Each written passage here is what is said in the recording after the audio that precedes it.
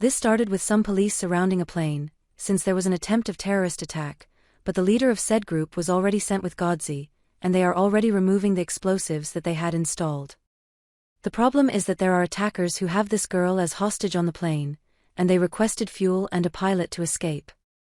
On the other hand, we see our protagonist, Yuji Kasami, who is attentive with a sniper, since he was ordered to incapacitate the aggressor with the first shot. The protagonist says that this will be complicated, due to the conditions in which he is, since he is 200 meters away and the fog complicates things, but the negotiator could not get more time, so they tell him that if he has to act right now. So the protagonist had no choice, however he could achieve it. It is as they were able to rescue this girl named Chizuru, which at first confused her with her age, since they thought she was going to high school, but she claims to be older, and besides that she is a teacher and school director, to which is a thank you for saving her, the protagonist tells her that she can ask for anything. At first the protagonist says that there is nothing he wants, but this left him thinking, since he remembers that he could have wanted to try being a normal student in a normal school. But let's talk a little more about the protagonist, starting with his family, since his family consisted of 4 members, his father, his mother, his sister and him. His father apparently had a small antique store, but in reality his income came from deals under the table acting as an intermediary for illegal contributions of politicians. His mother was a characterless woman, and despite not trusting the effect of others, she was relatively dependent on them. Her sister Kazuki was blessed with a great talent for science and the arts since childhood, so it was believed that she had a promising future. But unfortunately, she died in the disaster of the bus of the Takazono Academy, but I will talk to you in more detail about this incident later. Yuhi was the second son of the Kazami family, and is 2 years younger than her sister Kazuki. Compared to her, who was considered a prodigy, for his part the protagonist was normal and treated with contempt by those who surrounded him. Speaking a little more about the sister of the protagonist, she showed her talent since the age of 4, and she could do everything she set out to do and gave results higher than average without exception, so that having a talent for art, among other things, the works that he painted at 10 years old were valued at several million yen, basically a lot of money.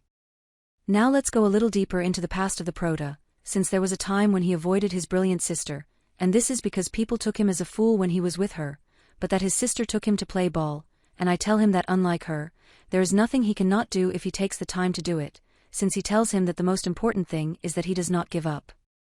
His sister motivated the protagonist to start painting, and since his sister liked the drawing she did, she put it next to one of his, but when the father saw the drawing, Kazuki had a discussion with him, since the father told him to keep his ties, since someone will come to visit, so the father says that the drawing of his own son seems embarrassing to him, however Kazuki defended him, saying that he put the drawing here because he likes it.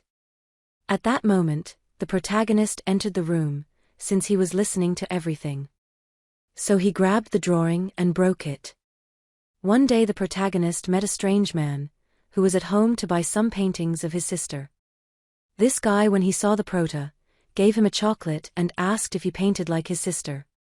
But the father replies that the prota does not have any talent like that.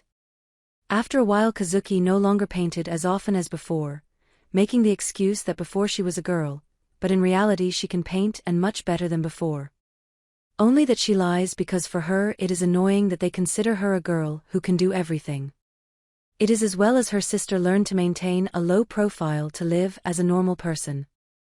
He even cancelled his plans to study art in Paris and got a relatively quiet way of life. Even so, the paintings he painted on occasion became the only source of income for the family, so there was no one at home who could challenge him. On the other hand, the protagonist, his parents continued to treat him hard, since while his parents and his sister ate out for work reasons, he always stayed taking care of the house alone, so he had to eat a hard bread, and even have to soak it in water to pass the bread. But one day his sister, when she got home, she saw him doing this. So her sister asked him why he was doing it, since there is a lot of food in the refrigerator. And well, he does this, because no one told him he could eat it. So he thinks that surely his parents will get angry if he eats it without permission. But she tells him that no one will get angry. So that night, the prota could hear his sister's voice arguing with his parents until late. However, nothing improved after that, since the father despised the protagonist even more and no longer hid his hatred, and at this point his mother began to completely evade him, as if trying to avoid problems, but at least trying not to forget to buy him a bread per day. Some time later his sister enrolled in a famous private academy, the Takazono Academy, and as if she wanted to betray the hope of his parents, he did not sign up for the art club, since he entered the basketball club and hid his exceptional talents to spend his days with tranquility, but there were occasions in which he used his merits and controlled his friends and acquaintances. Even his parents acted according to the will of his sister, so the prota was the only one who knew the truth about her, so to speak, and that part of her really terrified him to the bottom of his heart, since the protagonist believed that she could not be human and that she had to be a god. However, despite the fear, the protagonist depended on her and thought that this way of life would continue forever, until that day, since 2 weeks later they found a bus in the bottom of the ravine, and this disaster was known as the bus disaster of the Academia Takazono, where only one survivor remained and confirmed the death of the prota's sister in mid-September. Because of that, his father, who had irrational hopes with his sister, he was very depressed and ended up drowning his sorrows in alcohol, so it did not take long to mistreat the prota and his mother almost daily. As nothing good could come out of all this, the prota and his mother decided to leave the house, so there was a season in which they could live in peace since his mother worked to support the prota. Then one day, when they had been living a year in peace, his father appeared in the house, as if nothing, and began to mistreat the mother of the prota, while he asked him to go for alcohol. But as the prota could not bear to continue seeing this, he made a decision, so he grabbed a bottle and threw it on his father, leaving him stiff. So the prota tells his mother that they have to run away, but his mother gave him everything he had and told him to go ahead, with the excuse that he is faster, so he asked him to go to the station, so the protagonist did so he waited and waited and waited, but his mother did not appear. This seemed strange to the protagonist, so he returned to his house to see what was happening. But when he returned, he was shocked to discover that his mother had committed suicide. When the protagonist was discharged from the hospital, the man who went for him was called Rei Kirihara, an art dealer who used to be a client of the protagonist's father, and who at the time gave him a chocolate. Rei ended up adopting the protagonist, so the protagonist had enough food and a place to live, and had enough clothes, even though it was women's clothes. And because he wore women's clothes, the protagonist had an incident in which a worker of Rei tried to abuse him because he thought he was a woman, but the protagonist, for defending himself, ended up killing him. And Rei, when he found out about this, told the protagonist that he was going to turn him into the best tool, so Rei took him to train in another country, since Rei had personally established a professional training school in that place, and in this place everyone called Rei Oslo, and they also asked the protagonist to do so. But this was a school just name, since it was actually a training agency terrorist that Oslo had organized. And as Oslo in a way liked the protagonist, there were no boys who took it badly. In several practices of the protagonist seemed to have aptitudes as a shooter, especially at long distance, so that also put many against him, since he was harassed with the excuse that they were training. However, in that place, the protagonist also met Marlin, who attended the protagonist when he was injured, and if the protagonist missed the opportunity to eat, she kept her share and shared it with him. Basically, very good people. Sometimes Oslo personally trained the protagonist, and so time passed until the protagonist had one last test to do, as a final exam, in which he would prove himself. His opponent was eliminated. An easy rule to understand. The problem was that his opponent is Marlin. The battle began, and at first, the prot was giving it all, but there came a time when the protagonist remembered his mother and how he had suffered for what happened to his father. So the protagonist began to wonder what he was doing, so he was hit until he was unconscious. When he woke up, the protagonist was in a cell, and Marlene was treating his wounds, wondering why things ended like this, but the protagonist did not want to hear these words, since they reminded him of the words that his mother left him in the letter. So when he heard these words, the prota felt weak and impotent, and the last words that the protagonist heard from Marlene was that she would return later, but after that he did not see her again, since Marlene graduated and left. However, a while later, the protagonist found out that she died, since he was told that he made an absurd mistake in his first job. 2 months later, the protagonist had a few more and was a mysterious boy that the CIA called ET-01, Terrible Fan 1, and this blonde here called JB was assigned to investigate the protagonist. But as the protagonist had so much mystery, they could not discover the true identity of the protagonist for almost a year, until one night, his new CIA operative group, after infiltrating the residence of Oslo, found the prota in the basement, which was discovered by Asako. And for his part, Oslo escaped, hoping to see the protagonist again someday. After that event, the protagonist met JB and Asako, who promised to take care of the protagonist. So she tells the protagonist that he is a nuisance to the hospital and that they leave immediately. So she gives him 40 seconds to get ready. However, the protagonist did not answer or anything, and Asako was really aggressive with the prota, since she says that Makosos like him are not used to good treatment. Asako took the prota to this cabin, and the first thing she thinks is that the protagonist has to take a bath, but here she is going to discover the discomfort in which the protagonist is, so they are going to buy something to eat. However, the protagonist was very hard since he did not eat anything, but in that out of nowhere, the protagonist kills a fly and starts vomiting, since apparently he had memories of Vietnam and was so traumatized that he did not stop asking for forgiveness for killing the fly. Thanks to this, JB and Asako realized how damaged the protagonist is, both mentally and physically, since Asako, while bathing him, realized that the protagonist has 2 wounds of shotgun, and it seems that they stabbed him with a knife. Not to mention the innumerable scars and bruises he has on his body, so they say that it would have been better to send the protagonist to the god and end everything, but Asako does not plan to allow it, since she says that now he is her god, and that is the way Asako says that she will take care of the proto.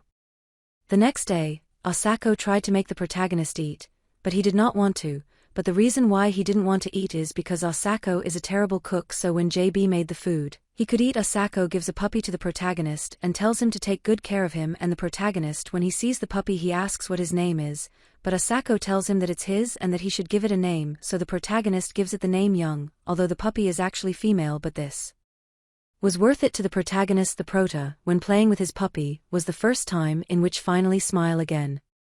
In one of those, Asako told Javi to quit the job, as Asako says he is done, but Javi tries to make him understand that it is not as if he left a summer job and that's it, as Asako is the spy on which everyone depends, so he tells him that he cannot quit as if nothing, since in the best case, Asako would end up locked up for life, or worse, dead. And since none of the options are good, Asako asks JB to do something. To which JB asks if this is due to the influence of the Protoss, since Asako has changed lately. So he asks if he is afraid to die. Asako admits that yes, but says that this is not the only reason, since the sight of his right eye worsens more and more. So Asako doubts that he can continue shooting at long range. Asako was giving lessons to the protagonist, since she tells him that when he is a child, being fast will make him popular. In the second lesson, she tells him that being fast will only make him a hero until elementary school, and she tells him that from high school, the famous are those who can defend themselves from a fight, so she teaches him to fight following the lessons. The girls who can fight are only famous until high school, so she tells him that in high school, his brain will make him popular, so he tells him to read books and then try something that interests him, since he tells him that that experience will be the sustenance that will get him ahead in life.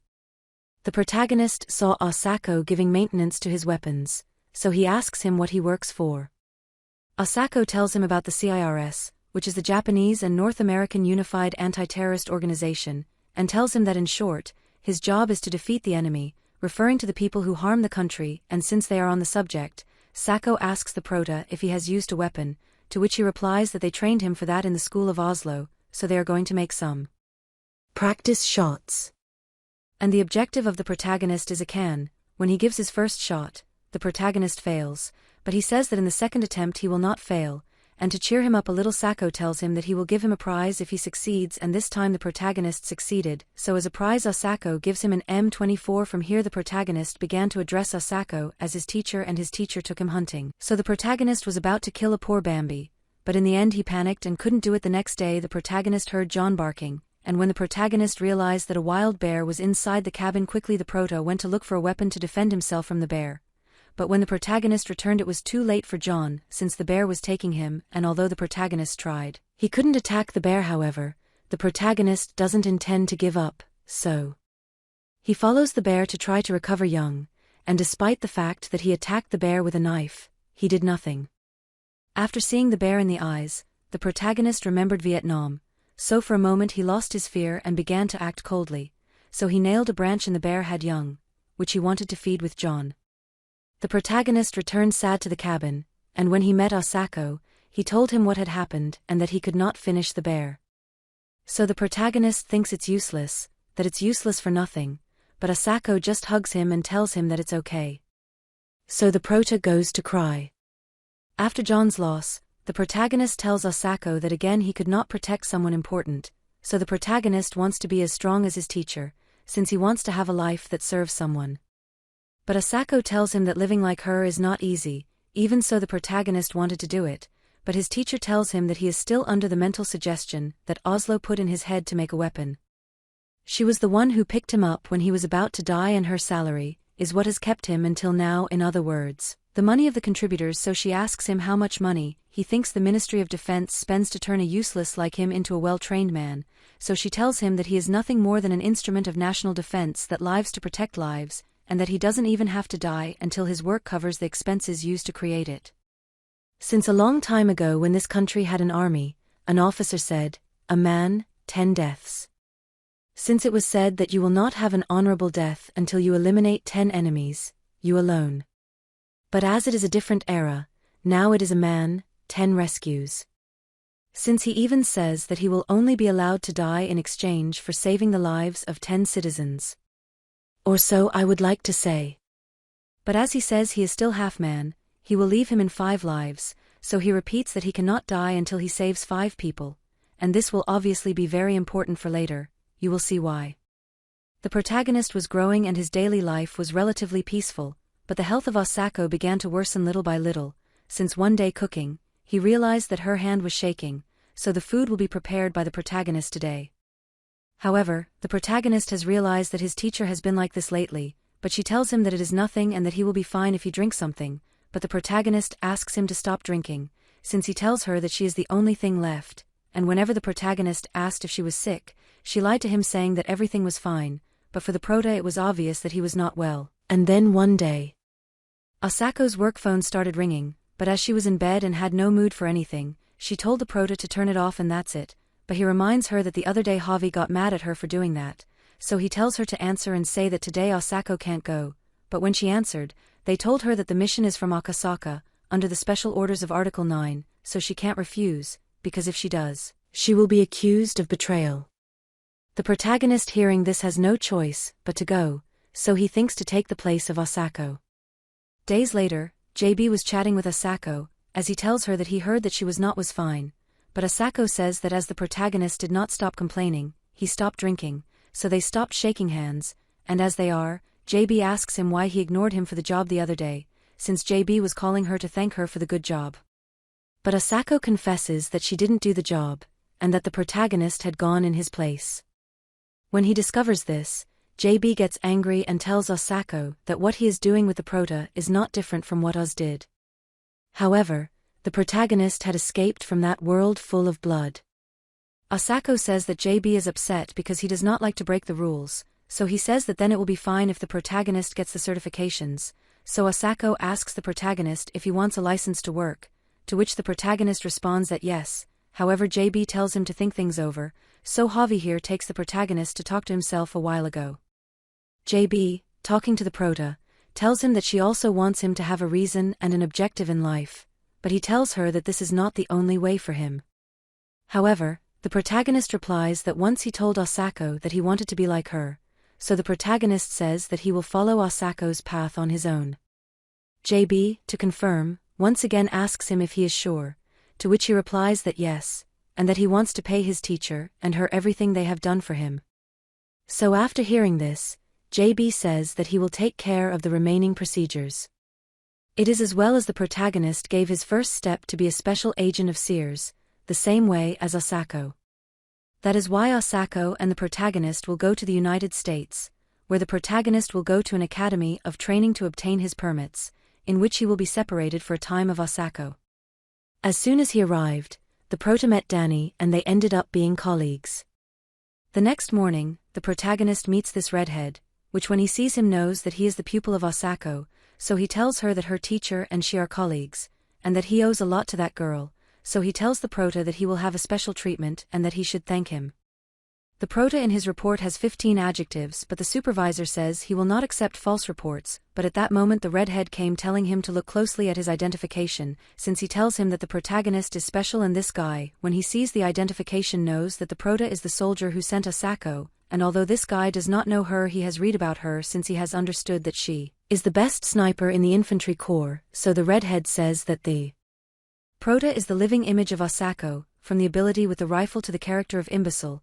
This caught the attention of this girl, which later went to look for the protagonist, since he wanted to talk with him, so he asks him to follow her, but this girl tried to attack the protagonist, so the protagonist had her held. The girl introduces herself as Millie. He tells her, the protagonist, that he wants to have a shooting duel with him, and the duel is as follows: there is an empty can of 200 yards and if the prota hits it, he wins. And here Millie tells him that his father when he was in the service said that he achieved this challenge, so the prota asks him if she can do it, to which Millie replies that no, and that is why if the prota hits it, he will win. And the truth is that Millie does not believe in his father's stories, because he thinks that they were just babbles of an old drunk, and that not even his colleagues believed him.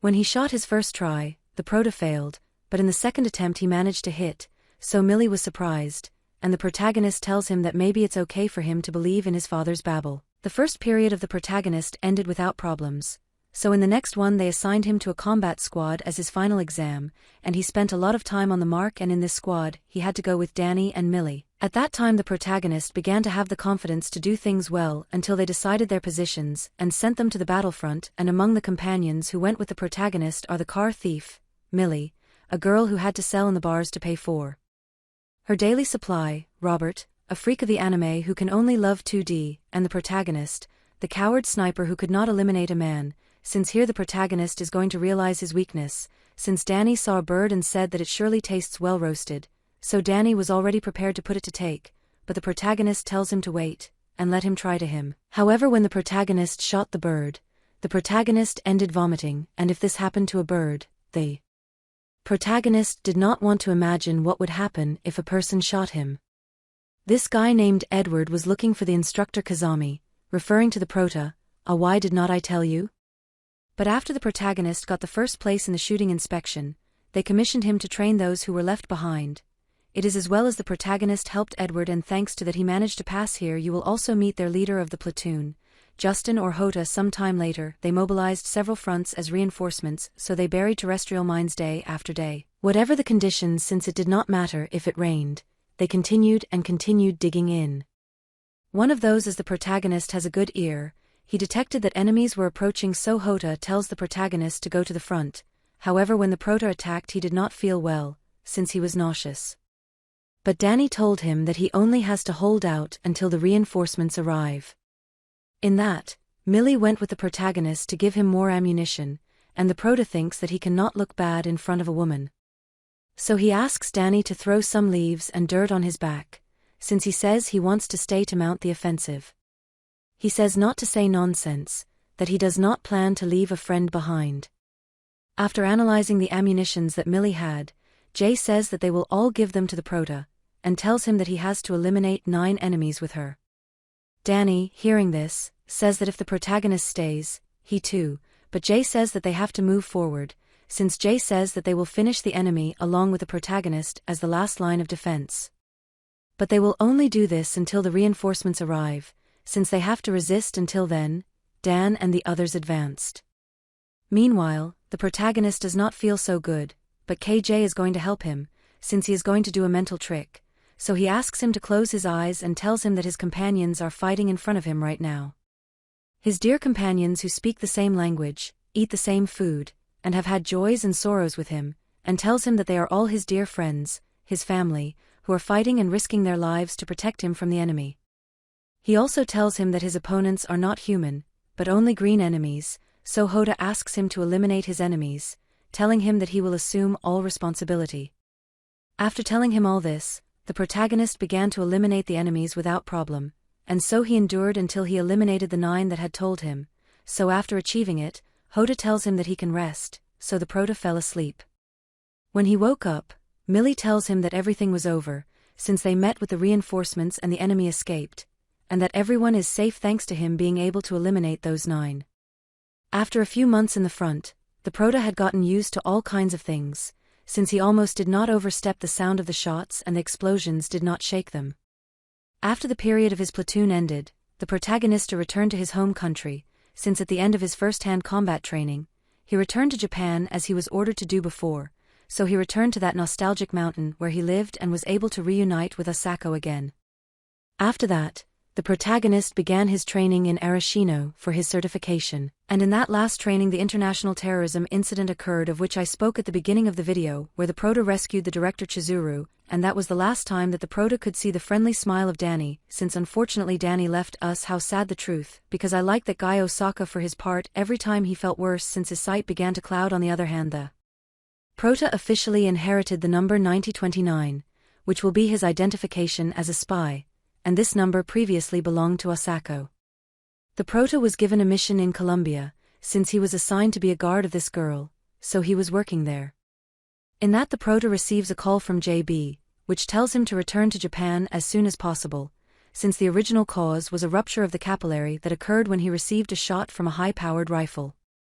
Because of that, the complications got worse with the years, and of course she saw a doctor and received treatment every so often.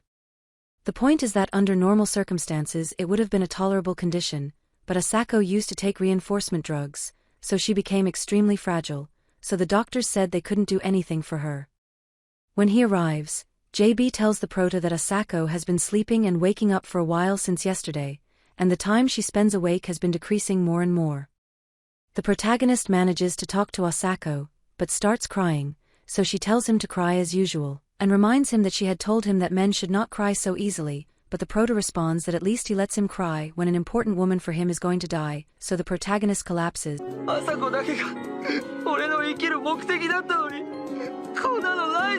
But Asako tells him that now he can do anything, and that even if he fails he can get up again, since she raised him to be that kind of man, and as it is about soldiers, Asako tells him that she already got his permission to die, so he tells the protagonist that he feels a little tired, so he asks him if he's okay, if he sleeps now, to which the prota says yes and gives him good night, and so nothing else. Asako left us since he did not wake up again. This obviously hurt the protagonist a lot, but it also hurt JB since they were friends since they were children for his part. The protagonist was still in the cabin and wondered where people go when they die, and also wondered if he could go to the same place as Asako if he died, but he also knows that he still does not get his permission to die since he remembers Asako's speech that he has to save 5 people, as the prota did not stop thinking about strange things in the cabin that still smelled. His teacher Jamie could not stay watching, so he took him to live with her, and as they shared the same sorrow, they tried to heal the other's wounds and supported each other, living together. One day the protagonist remembered that Asako told him that on a trip, it is important what he finds and what he brings back. And also remember that she had told him that when he was old enough to get his license, they would go on a trip to Hokkaido on a motorcycle, since she said that if he spends a month there, he will surely see something different. Never came true. But as the protagonist began to think about this, he decided to go on a trip, and he doesn't even have a fixed destination, since he will go where the wind takes him. So he took the motorcycle and went on an adventure. The protagonist continued to travel until the motorcycle stopped working. But in that a motorcyclist who passed stopped. And as he saw his problem he asks if he takes it somewhere. But the protagonist tells him that he does not lack. And that he is just an idiot running without direction. When he heard this the motorcyclist tells him that this is youth. And after saying that he leaves. The protagonist kept the word of youth in mind. And he thinks that maybe that could be what he is missing, so after thinking that the protagonist decided to go home and went to visit the tomb of Asako, and tells him that he left the trip, but that he did not discover anything, and the protagonist wonders what is going to be now, but in that hotel he remembers the youth, so he thinks that maybe he is a previous of the youth, so the protagonist will try to go to a normal school. Now we see our protagonist who is being interrogated by a police officer. Since he was asked what he does in this city, to which the protagonist repeats that he told him 10 minutes ago and that he only moved, but the police find it strange, since the prota did not know where he lived and has no relative, so he asks him who the hell is, to which the protagonist replies that he is a student, after being reported by the police. The director Chizuru went for the protagonist and took him to the Mahama Academy, and tells him that this is the normal school that he wanted. So much to which the protagonist has some questions, since first they are on the campus during the week, but it is empty, to which Chizuru replies that this academy is only for elite people, so counting with the protagonist, there are only 6 students. Don't you think that's curious? Since without counting the protagonist there are 5 and 5, is also the number of people that the prota has to save according to his agreement with Asako. Curious, right? The second thing the prota asks is where he will live, to which Chizuru tells him that he will take him to the dormitory of students later, and his last question was if this place is a normal academy, to which she says yes. Chizuru was taking the protagonist to know the dormitories, and here the prota is going to meet this girl dressed as Mai, called Sachiko Mine, and she followed with the guide of the protagonist the next day.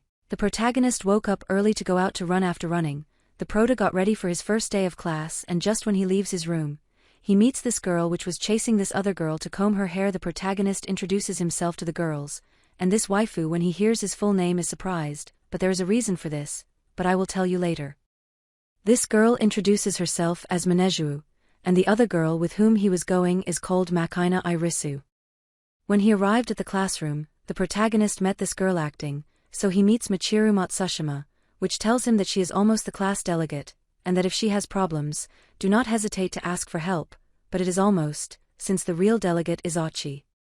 So far the prota has met 4 of his classmates, but when he is about to start class, Chizuru realizes that the missing girl is not there, since she only comes in the afternoons lately. As the prota heard that classmate only comes in the afternoons, he stayed waiting, since he only needed to meet her. So the protagonist entered the room and could see Yumiko Sakaki. The protagonist was approaching to introduce himself, but she only ignores him, so she was about to leave, but as the prota tries to stop her, she becomes regressive and attacks him with a stiletto. However, the protagonist stops her easily. The protagonist was about to enter his room, and in that he realizes that there is the possibility that there is an intruder. She realized that it was Amain, which for some reason was changing in her room. Amain tells the prota that she seems to be very comfortable among women, so she asks if she has a sister, to which the prota replies that she had, and when he heard what the prota's sister was called, Amain was surprised, and the prota asks her why she asks, to which Amain replies that it is simply curiosity. But here I am going to tell you the reality, since when leaving the room of the prota, Amain thought that she finally found him, since here she has memories of Vietnam, because do you remember that in the accident of the sister of the prota, I told you that there was only one survivor? It turns out that Amain is said survivor, but I will go into details about it later. Yumiko is not going to give up with the prota, since when she sees him from behind she tries to attack him again, but the prota dodges easily, so as he can't do anything to her, she leaves, but says that she will remember this. The prota was reading a book from the lockpick, since he remembers that reading books in a well-lit place is a good teaching that his teacher left him. The problem is that it is very hot. The prota finds a machine lying on the floor, so he takes the pulse to know if she is alive, and it turns out that she was only sleeping, and as she was sleeping in a nice place, the prota stayed close to read, but in that the machine woke up and the prota began to follow her to see what she was doing. The machine began to feed the fish and to catch a crab. It almost ended up falling into the water, but the protagonist saved her in time. The machine thanks the protagonist for saving her, and here the protagonist will teach him to fish the crab. So at the end of the day, Maki doesn't thank him for playing with her. On the other hand, Yumiko was complaining about the protagonist to the principal, since she asks him how he let a boy enroll in an academy that was only for women, so she asks him if he wants them to rape everyone, but the principal guarantees him that none of that will happen. However, from that day on, Yumiko stopped going to classes and tried to use all the tricks she knew to gather information about the protagonist, but the more she searched, more contradictory data appeared, and although she searched all her means, she did not find anything, so she is in a position of not wanting to accept the protagonist. That's why the other day she tried to attack the prota again, but as always the prota dodges easily, so from the other's point of view, it even seemed like they were playing. The protagonist talks about what is happening with Yumiko with the principal, and she tells him that surely Yumiko acts like that because she is afraid that there is an intruder in her territory, since she has studied here since the foundation of the academy. Chizuru asks the protagonist if he is already used to the life of a normal student, to which the protagonist replies that no, since he feels like using tactical spying to infiltrate as a student, and although he admits that it is fun, he says that when he sees himself reflected in the window smiling, he gets chills, since he says that it is as if it were not him, and that he feels out of place. So he wonders why he smiles or who the hell is he, but Chizuru tells him that he will surely get used to it soon, and that all of them said something similar when they arrived at the academy, have special circumstances, since they have their own reasons to be here. Amain was surprised, since from one day to the next the protagonist and Macinus became friends and they were walking side by side, talking about life. But in that Amain realizes that our favorite blonde is calling the protagonist, since JB appeared, so Amain asks if he knows that person, but the prota says no, and wanted to follow his path. But as JB called him by his name, he had no choice but to go with her. The protagonist asks JB why he came, to which she tells him that he came to see how he was getting along as a normal student, in his normal school.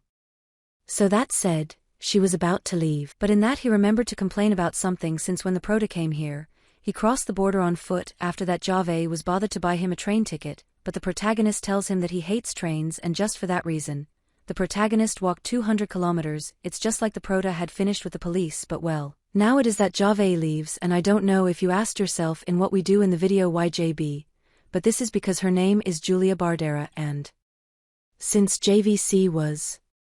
The protagonist was wondering how the hell he was going to explain this in the classroom, since when he returned, the girls actually wanted an explanation, so Amain asks him, who is that blonde?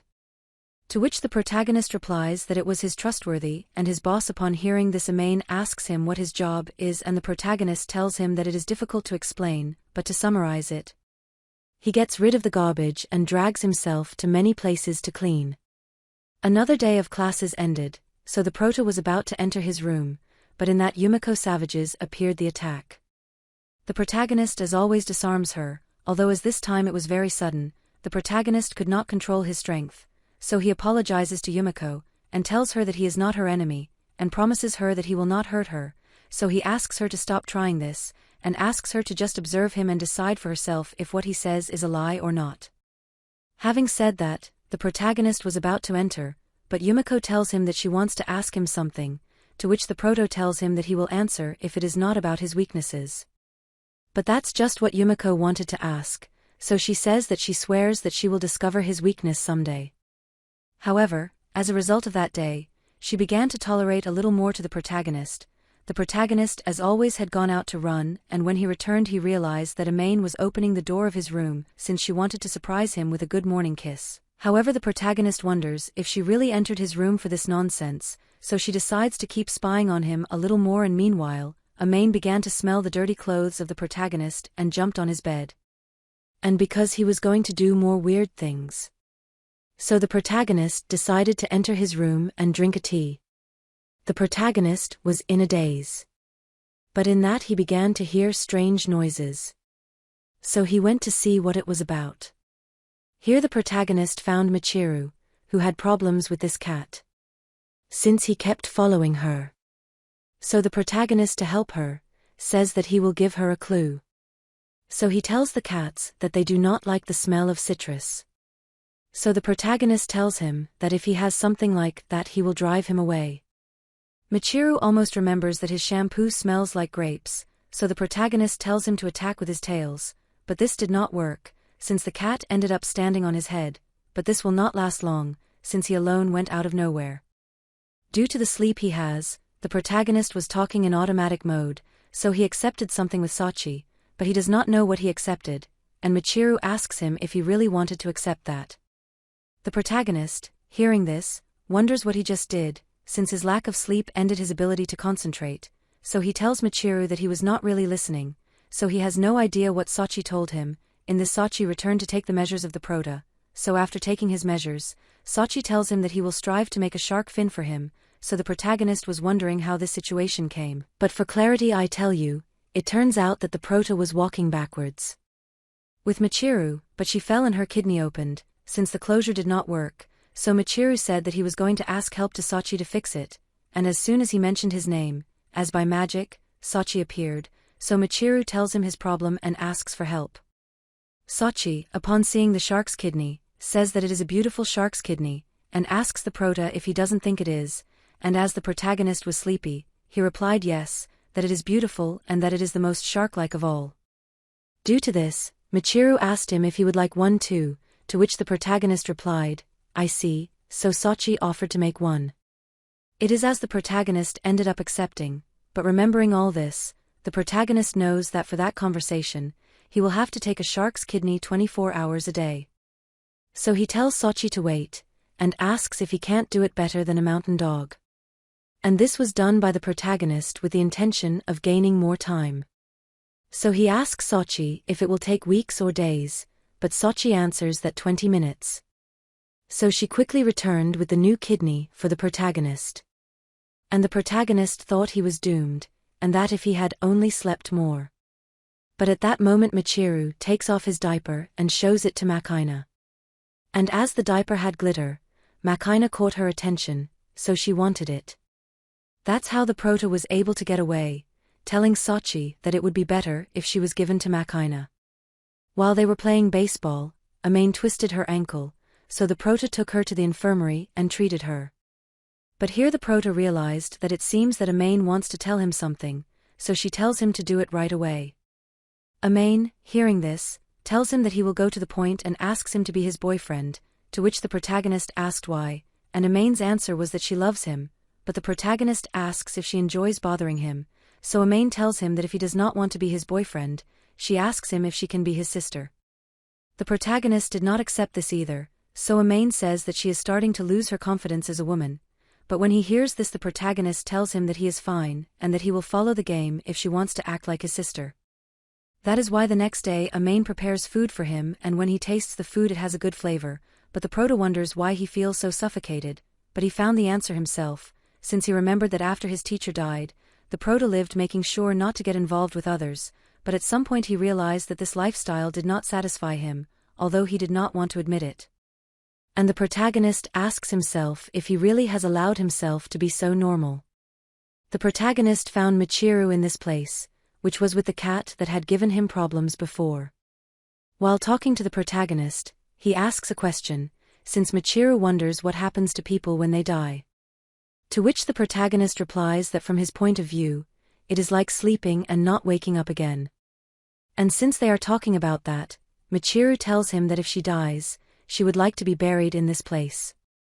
And he tells her that the view is beautiful from here.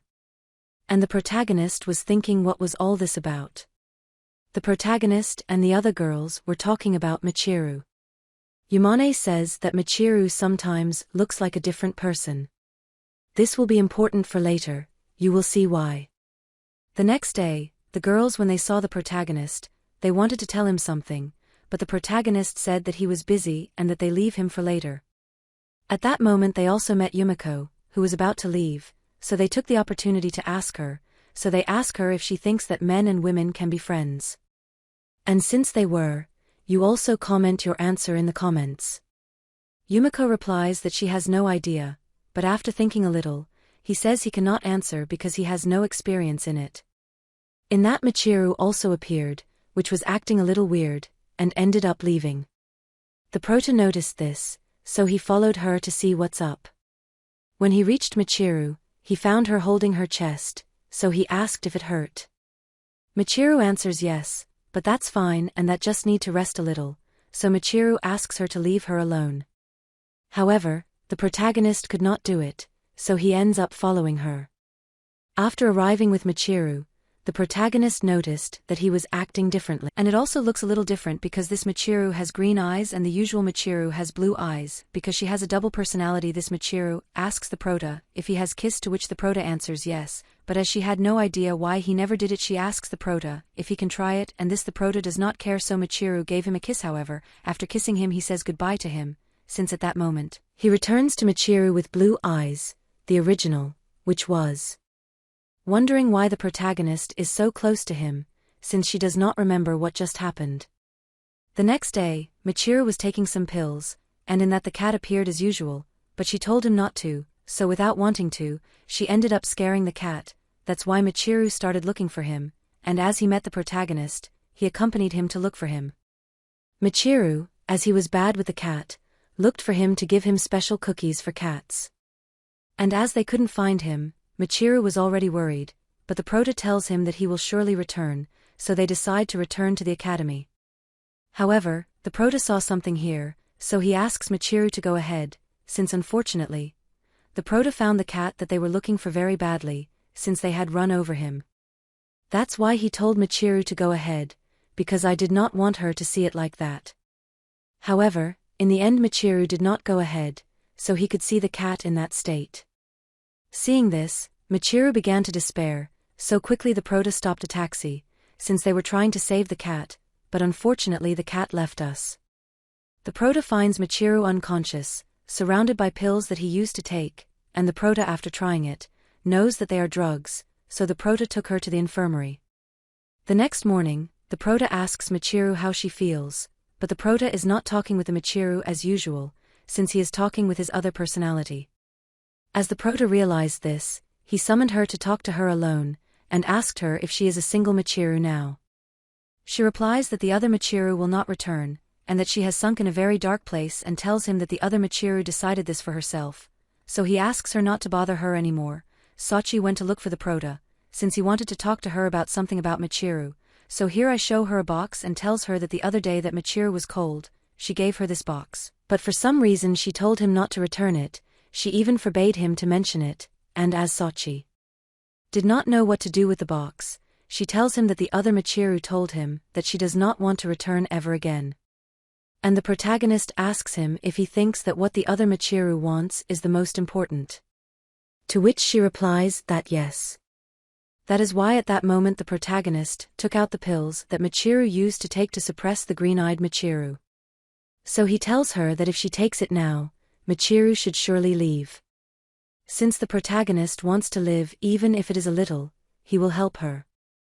At that moment the original Michiru returned and tells the protagonist that he wants to die, so the protagonist tells him that if he feels that, he will do what he wants. When Michiru woke up, he wonders where he was, to which the protagonist tells him that he is underground and that he cannot move because he gave him a muscle relaxant, but do not worry, the effect will pass soon, so as promised, she will be buried in the place that she likes so much, so the protagonist begins to bury her. But wait, I'm going to go into detail about why the other personality of Michiru. We know that since childhood Michiru was not treated well, since in her piano lessons they told her that she was useless, things like that. That is why when she grew up, she wanted to die, so one day she decided to go up to the roof of her school and finish everything. However, when he climbed he realized that they were ahead of him, since another girl was trying to do what Michiru thought. However, Michiru stopped her, preventing her from doing it.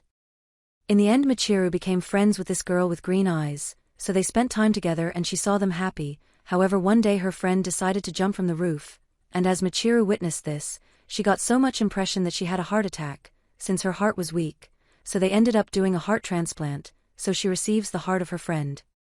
Because of this, after the operation, Michiru trying to walk fell and saw that with this made the other people of the hospital laugh. It was then that he chose this way of life, to act as someone who will not bother anyone and suppress their emotions, to be someone who people laughed at. Michiru desperate asks to leave the box, and at that moment, she sees the ghost of her friend, which asks her to be together forever, but Michiru replies that she can't keep looking to the past forever, so she decides to move on. And here she also saw the kitten, but as she is determined to look to the future, she continues.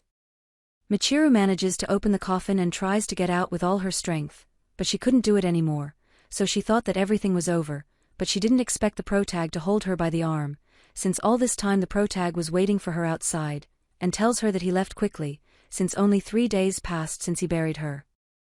This is how the prota saved Michiru, so she, grateful for being alive, gives him a hug. On the way back to the academy, the prota tells Michiru that in any case the box in which she was had several tricks, and that the pills that he had given her were only sweets, so he tells her that she left because he didn't want to die for real. The prota will also do something with the green-eyed Michiru, since he took her home, so she could see her mother. So after that she enters tears, she thanks the protagonist and Michiru, and that's how the protagonist officially saved Michiru. So he only needs 4 people to fulfill what his teacher told him.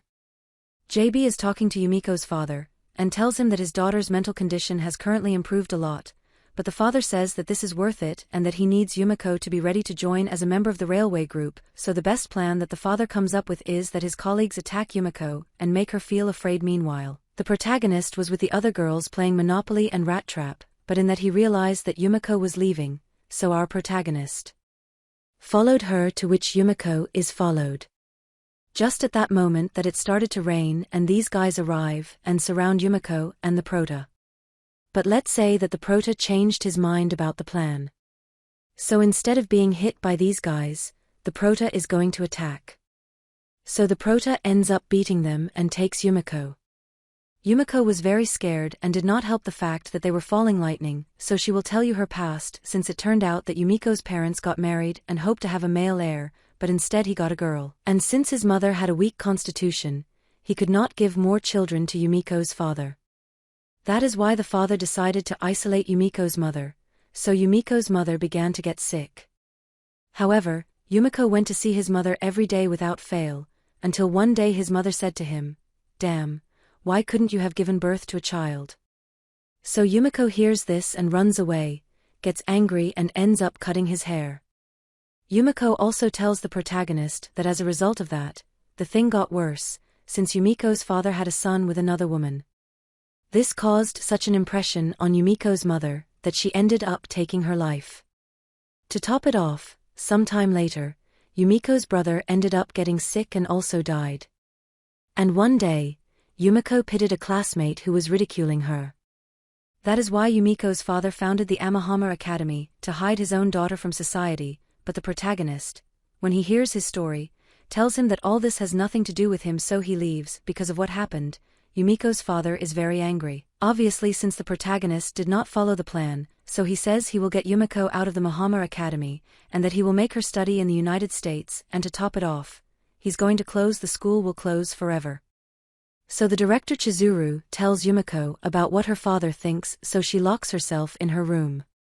At that moment, Yumiko's father comes for her, but when the father's colleagues want to catch Yumiko, Yumiko gets more American and pulls out a gun.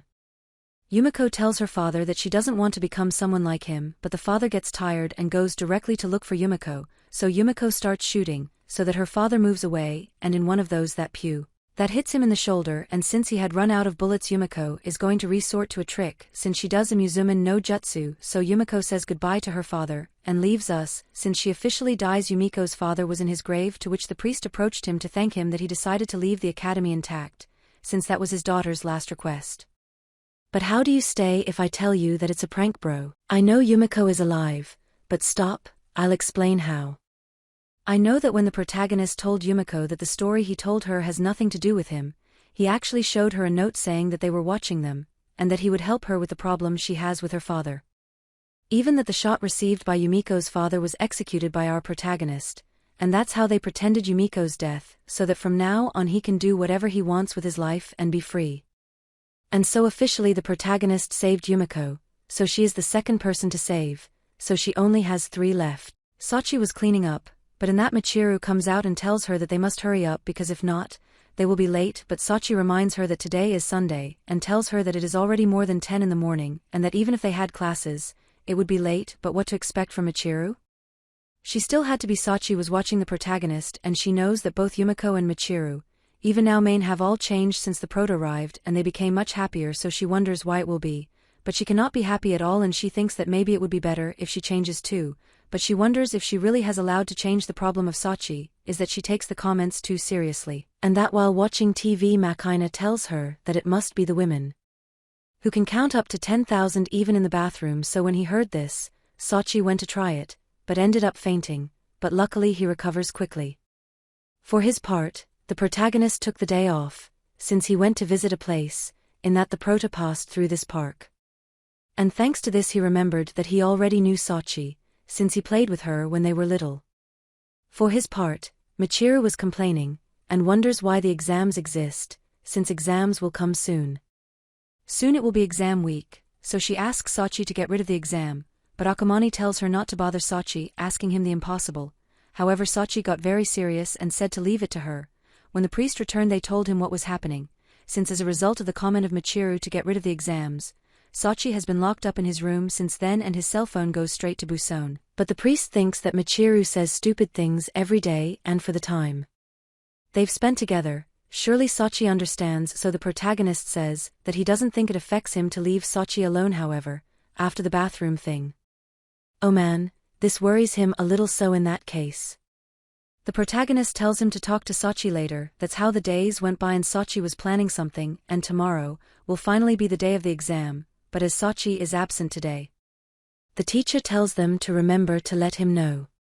When it was night, Sachi was leaving gas tanks all over the school, since she was planning to install a bomb, so she put the counter for 10 minutes, however she did not expect that at that moment the girls would enter the room, since the pro had called them. When Sachi realized that the girls were there, she tried to deactivate the bomb, but it did not stop, since the counter continued to go down, and as he saw that he could not deactivate it in a hurry, he wanted to get the girls out of the room, but as they noticed that suspicious girl, instead of leaving they asked if she was okay, and since that girl saw that there was no time left, she threw herself on the bomb to contain it, and asks the girls to get out of here quickly, but when the bomb reached zero, nothing happened, and at that moment the Proto arrived. When the Proto arrived, he tells the girls that he thought they should ratify the regulations of the dormitory before the summer holidays, and that's why he called them here, but Michiru tells him that he could have done those things in the dormitory, so the Proto tells them to go back there, but he tells Sachi to stay here, and that they can go after cleaning here, so all the girls left. Sachi was still worried about the bomb, but the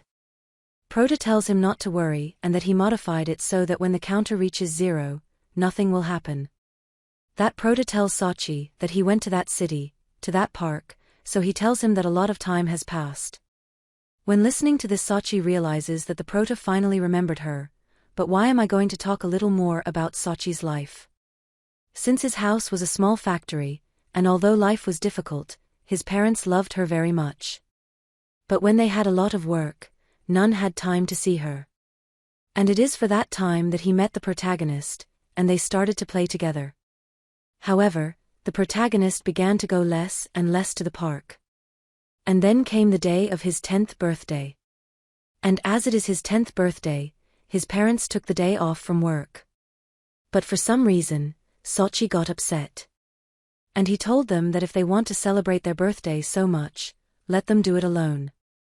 Since Sachi could not forgive his parents for trying to underestimate the pain she felt. And at that moment, something worse happened, since Sachi's parents went to look for her, and she could witness how a truck ended the life of her parents. Sachi carries that grief, since she says that her parents had an accident because of her selfishness. That is why she says that she has to be a good girl and do everything she is asked. However, the priest tells her that he remembered something else in that city, since he tells her that at that time he had his family problems on top of him, but that she managed to distract him with her whims, so she tells him that there are times when selfishness can save a person. So he tells her that it's okay to be a little selfish and also that she has worked very hard alone until now. So when he hears this, Sachi starts crying and hugs the protagonist, and Sachi went to the factory where she lived, and when they entered, Sachi found the decoration that they had put for her birthday that day, and she found a letter from her parents in which they wished her a happy birthday, and they left her some very good words, so Sachi moved and started crying. It is as if the protagonist officially saved Sachi. And after that he went to visit his mother, which after the accident had been in a coma. So officially the protagonist already saved 3 girls. Makaina goes with the protagonist and asks him to become his father. So she gave the protagonist $70 million. Because he has a lot of money. And the protagonist ends up accepting. The first semester classes finally ended. Makaina asks the prota if he is not going to go to his house. To which the protagonist replies that he has no house to go to. But that if he was thinking of visiting his teacher's grave. So Makaina, when he hears this, tells him to go today. So they decide to go. So the protagonist along with Makaina arrive at the classic cabin where the prota grew up. And they go to visit the Asako grave. Makaina was walking back and forth. And in that she sees her younger sister who took her place as heir to the family when Makaina got sick, but Makaina passes by the place as if she did not know her, and in that PUM. We have a moment with his Magno Jutsu. Makaina luckily manages to escape, since it did not affect him so much the explosion. JB sent to call the prota, since he tells him that he wants to talk to him, so here everything is going to rot. Since JB shows prota an envelope with information of someone who has to kill, but protagonist tells him that at this time, it is not like to send someone with God, but grab your asses since they are going to fall ass when they know who the target is, since the target is nothing more and nothing less than a machine. It is because of that prota decided to flee from the organization in which JB is, even that gives them a fight. But to understand the context of all this we are going to go back 20 hours ago, in which the prota warns the other girls that they will hide for a while with Makina, since things are dangerous. So here Sasha Makina gives him an apple tree and tells him to take it.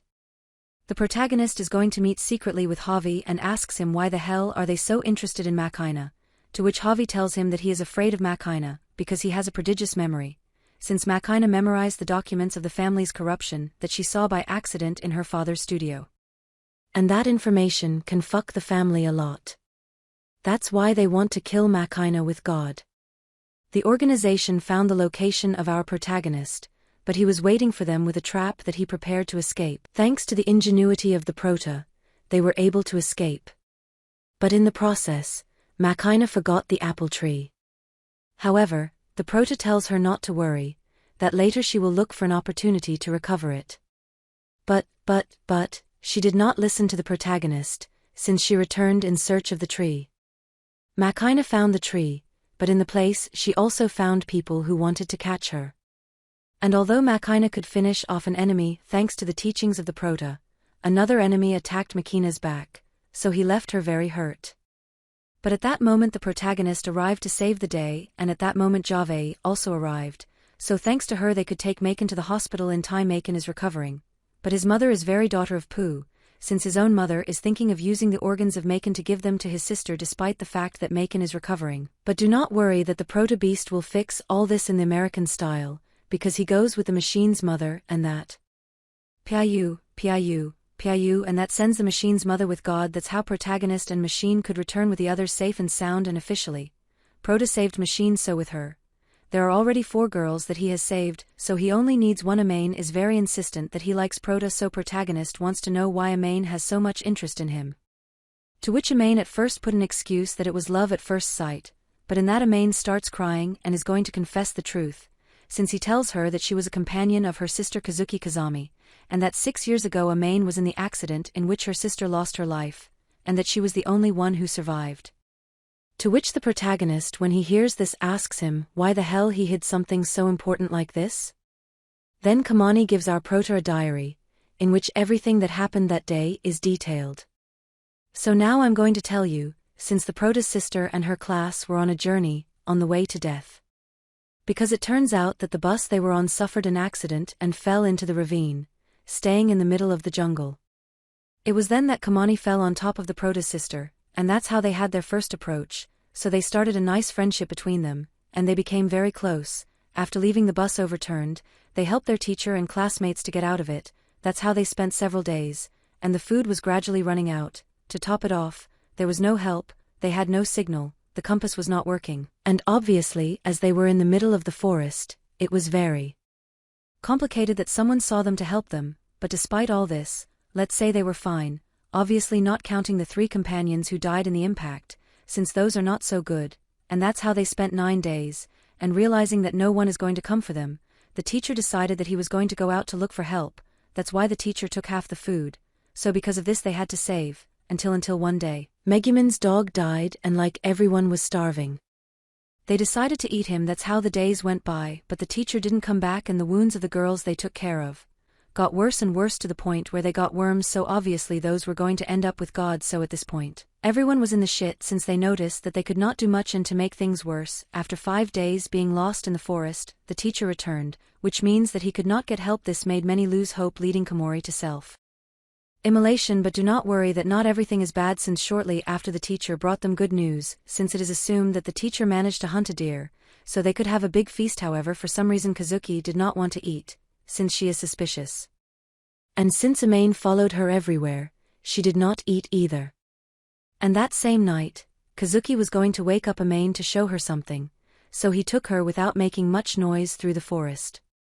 And here they found the teacher had brought was not deer as he said, but he gave them Komori's meat. No, friend, Returvio. When they discover this, Amain gets scared, so for obvious reasons they are discovered, so the teacher starts chasing them, so they have no choice but to run away. But as they were about to reach them, Kazuki is going to make a decision, so she gives a note with Amain's indications so that she can escape while she is going to stay behind doing a Zebo, and indeed, her indications worked, since thanks to her indications, she managed to get out of the forest as nothing was ever known about the others. Amain appeared in the news as a single survivor, and because he left behind the brother of the protagonist, he always felt guilty. So he spent a lot of time with the regret of having abandoned him. He even called himself a coward and everything. So he came to think that he needed someone to appear and punish him for that very reason. And it is then that he met the protagonist, the sister of the girl he abandoned in the forest. That is why Amain thought that when he met the protagonist, that since he had taken Kazuki away from him, the least he could do was take his place. So he decided that he would do everything for the protagonist if it was what he wanted, since when she is with the protagonist and attends to him she feels as if her sin was lightened. And here, she also tells the prota that she doubts that he believes her, but that she really fell in love with him. She also asks the prota if she would kill her, since she says that there is no other way in which she can be punished, to which the protagonist says that he agrees, so in that he hits her in the head and tells her to stop apologizing, since the protagonist says that to begin with, he only had a sister, so he tells him not to try to act like Kazuki. After thinking for a moment, the protagonist tells him that he has no intention of pitying him for his past, since everyone has some sorrow, and as before she asked him to kill her, the protagonist says that he accepts, and that for the rest of his life he will live for him, and that will be his punishment. So the protagonist tells him that now he is basically his king and his owner, so he tells him to stay with him forever. When he hears this, Kamani starts crying and hugs the prota. Already talking more calmly, the prota asks Kamani if he thinks that Kazuki really died, since the protagonist says that Kazuki's corpse was shattered, but that they never found his head, so here the theory that he could be alive was raised, since the prota doubted that Kazuki would choose to die so easily. In that, Kamani remembered that he has the note that Kazuki gave him to escape from the jungle. And the prota to read this tells him that up to a certain point, Kazuki thought of letting her escape alone from the beginning. So Kamani thinks that if Kazuki is alive, there should be a clue there. So he asks the prota if he wants to go. And Kamani says that he thinks it is something he has to face sometime. Kamani with the protagonist went to the place of the incident. And after arriving at the place and digging, Kamani found a letter that Kazuki had left, and in that letter Kazuki tells what really happened, since in the letter it said that everyone died of illness, since the cause was the skin disease that Hirokazen developed. That's why everyone contracted a case of acute visceral disease, as a result of eating soup full of toxins, so it led to death in general, and obviously Amain survived by not touching the meat and being Kazuki who saved her. He left Amain a request, since he put that if his younger brother is suffering, he wants him to help him, since in the letter his sister says that the protagonist is a coward, a crybaby and a child without hope whose only point in favor is how kind he is, but as far as Kazuki is concerned, he is also his only and adorable younger brother, his only sorrow, so Kazuki said that if it is possible, he hopes that Amain will take care of him for her, and in the letter also she said that if she is alive, that they meet again someday somewhere. So when she read this she wonders what happened to Kazuki and if she is really alive or dead. However, that's how the protagonist could save Amain, since he helped her overcome her trauma. So now if the prota saved 5 people. The prota meets with JB, which asks him to finish telling him about his past. So he tells her everything we saw when the protagonist was a child. At that moment this girl comes into the place and says that she finished reviewing the period of the prota's personal record. So she went to request the approval of JB. So the protagonist has to leave her alone. So she leaves. In that the prota receives a call and they ask him if it is 9029. The prota was wondering who it is. To which they answer that they speak of Information Division 1, and they tell him that he has work and that the orders fall under the Special 9, so the prota was given a target to shoot, so they prepared their weapons and ammunition to use when the protagonist arrived. He had already positioned himself, but when they told him where the target was and the prota fixed that prota is going to take a big surprise, since they told him that the target is an enemy hated by the whole country, and that they call him Ethan Clow, but when the prota saw the face of the objective he realized that it was nothing more and nothing less than Oslo, which he saw directly towards the look and sent a message to the prota, since between his lips the protagonist could read that he said I have returned. I am Kazami. So the protagonist was paralyzed and even screamed and everything. The girls are watching a news where they talk about the terrorist organization that attacked the embassy is a group led by Oslo, and in the TV it is said that there is a high probability that a Japanese man named Yuji Kasami may be involved in this attack, so the girls when they saw this they were worried, so they asked the director what is going on with the prota, but she answers that she does not know where or what the prota is doing now, and that she only said that they did not look for it without getting too involved if it disappeared suddenly. The director also tells them that the international terrorist Oslo, who is now in the country, took the protagonist when he was little, and that the press says that the government considers that as something serious, and that is why they detained him. As the girls were really worried, they went to the prota's room, and here they found things written on the walls, and Makina was struck by one in particular, in which the prota said that he has killed many people, and that he sacrificed many things, and that everything he seeks is a place to die. So on the wall he put that just like Asako was allowed to die to save him, he should be able to do it after saving the students of the Muhammad Academy. And on the wall of the prota he told Asako that he saved 5 people, so he wrote asking if it is okay for her to die now. Because of this the girls are not going to stay with their arms crossed, since they want to investigate where the prota is. For his part Yumiko, to gather information, ended up talking to Robert, who was in the army and was a companion of the prota, so Yumiko asks him if he plans to use the prota to negotiate with Oslo, but Robert tells him that the situation is a little more complicated than that, since he tells him that Oslo appreciates the prota a lot, but that it is not worth so much as to risk the weapons of mass destruction that he brought, since he says that Oslo is looking for a larger objective, and that is why the country keeps the protag as a tool with that in mind. Some time after Yumiko made a call with Robert, in which she learns that there is a national self-defense device of next-generation intelligence administration, which is called the Thanato system, and it is said that in its core there is a semi-organic computer, since it is rumored that there is a molecular base apparatus and reactions integrated hybrid with the computer, because it is said that its DNA structure was created using the human brain tissue. And because the Thanato system is a system capable of intercepting all digital information, monitoring any device with internet access, so you could say that it is the brain of the country, and if you wish, the government or the army could get into the business systems in public offices as much as they wanted, so ordinary citizens would not get well fed and a massive panic would occur immediately. So if an accident occurs on a power plant, it would be a national catastrophe. And there are few who know that such a horrible system is put to the test in Japan, but one of those is Oslo, and its objective is the Thanato system, but it is clear that the government cannot give it to them just like that. That is why they use the prota to be able to negotiate with Oslo. As the girls felt restless, they all decided that they were going to go in search of the prota, and that at first Michiru had his doubts, but in the end he ended up joining them.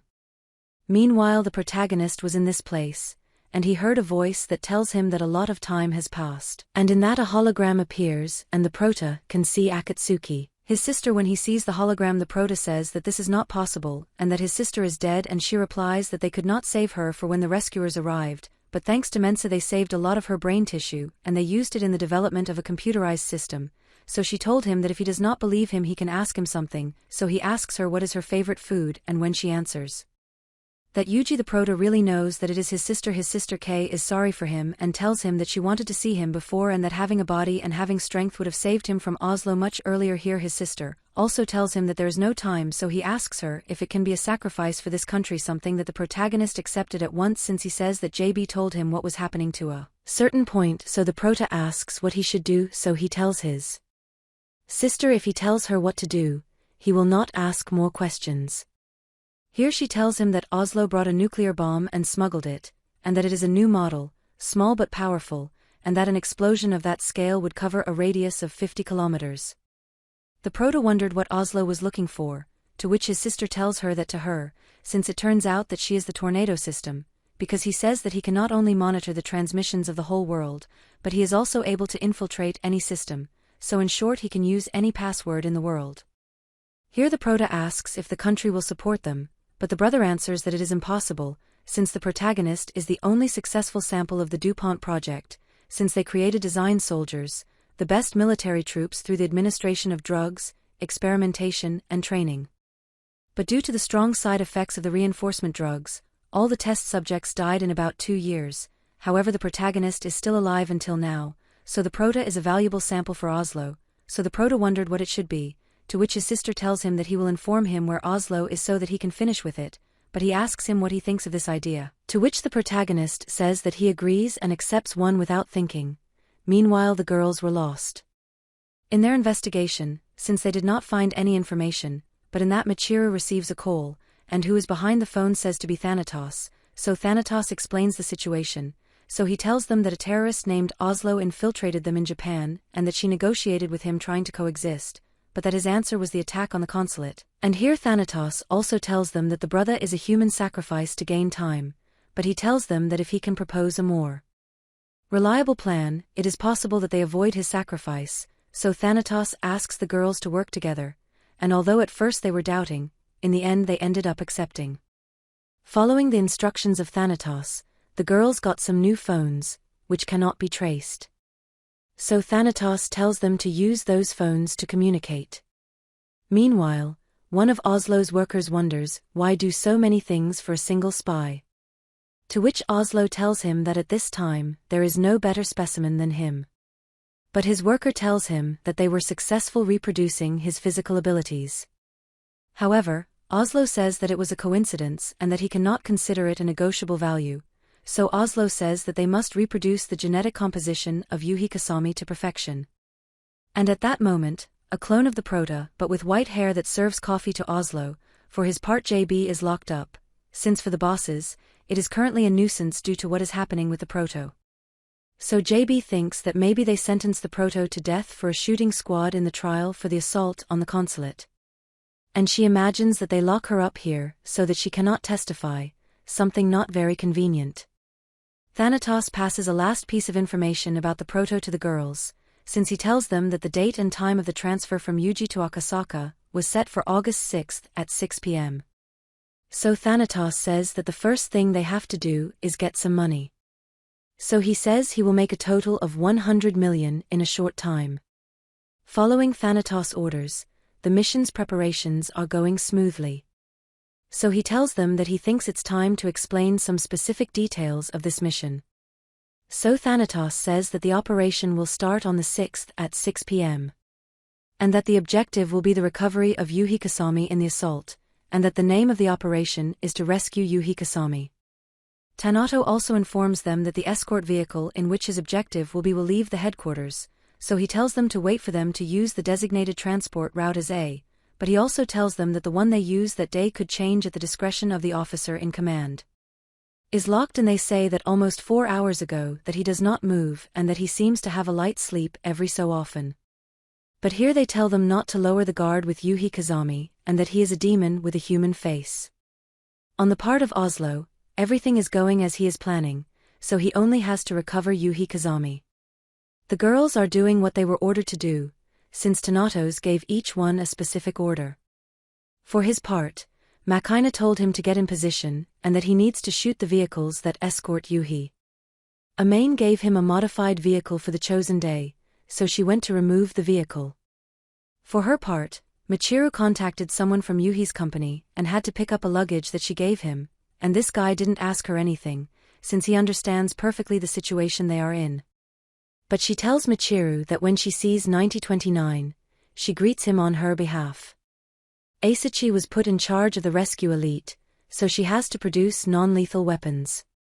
For Yumiko, he showed her the following 6 plans that he prepared, and tells her that he will leave it to her choice. And this Thanatos does it because in the end, he is part of the Thanatos system, and he does not know when he will be suspended from the main system. So he tells Yumiko that in case the system falls into the hands of Oslo, that they do not even think about saving her. For his part, the Proto was warned that it was time for his transfer and that they would judge him in Akasaka. The convoy that takes Yuhi passes the port of the barricades, and they took the route A. So when he hears this, Yumiko says that they will start the operation with Plan A. Makina was ready and prepared to shoot, but it is in that she realizes that there was an armed intervention of a third party, so Yumiko suggests going to Plan B.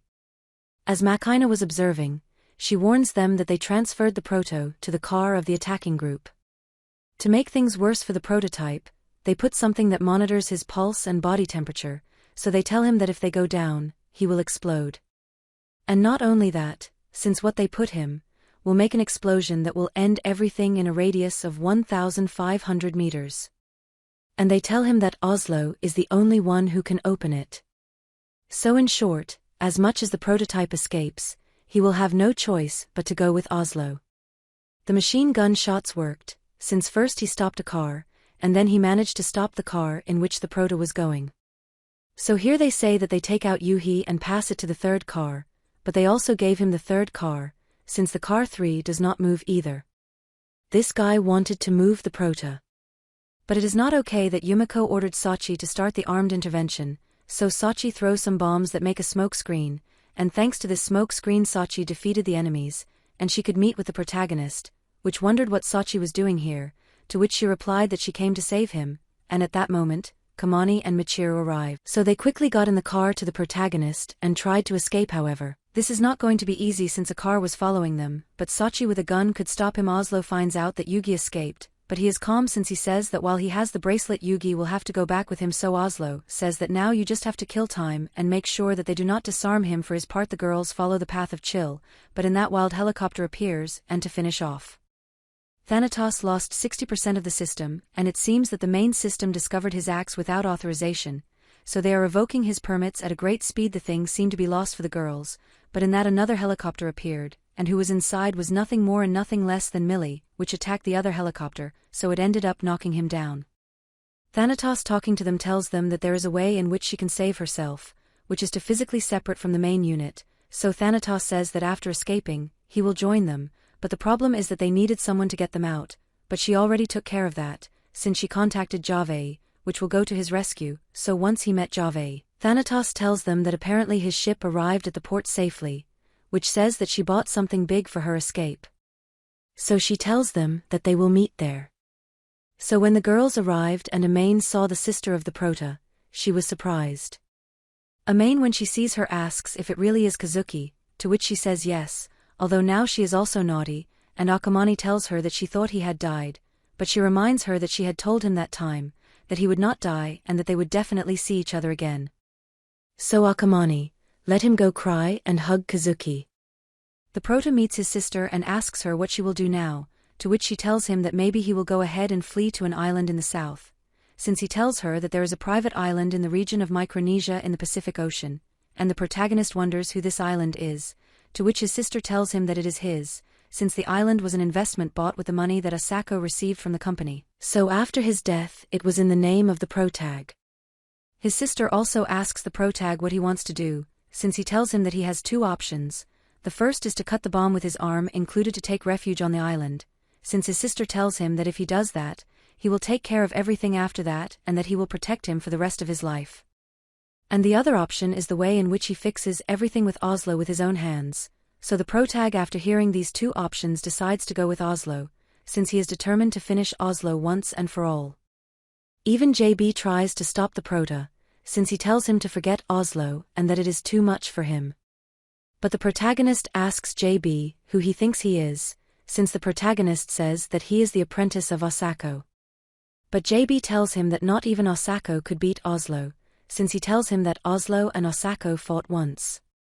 And although Asako was about to capture him, he trusted that Oslo would not use weapons and lowered the guard. That is why Asako lost her life, because of the wound she received then. So after hearing this the protagonist says that there is a better reason to go. So the protagonist has decided to infiltrate Oslo's base and says that he has also returned. The protagonist, like a devil, enters Oslo's facilities and loads people left and right. Meanwhile Oslo is informed of the situation, since they tell him that there is an intruder, so Oslo when he hears this, knows that it must be Yuji, so he asks this guy to capture the protagonist without killing him, so this guy went to try to capture the protagonist, but in the end the protagonist ended up killing him, and as Oslo realized this, he tells the protagonist's clone that it is time for him to go, so the protagonist meets his white-haired clone, and tells him that it is a project of a designer soldier, DuPont program, third subject of tests, and that he is TP-427, a replica of his genes.